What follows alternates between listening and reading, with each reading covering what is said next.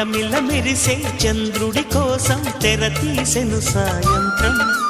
జోలగా లాలించగా నీ నీడ దొరికింది, కమ్మగా కలలీయగా నీ తోడు నాకుంది.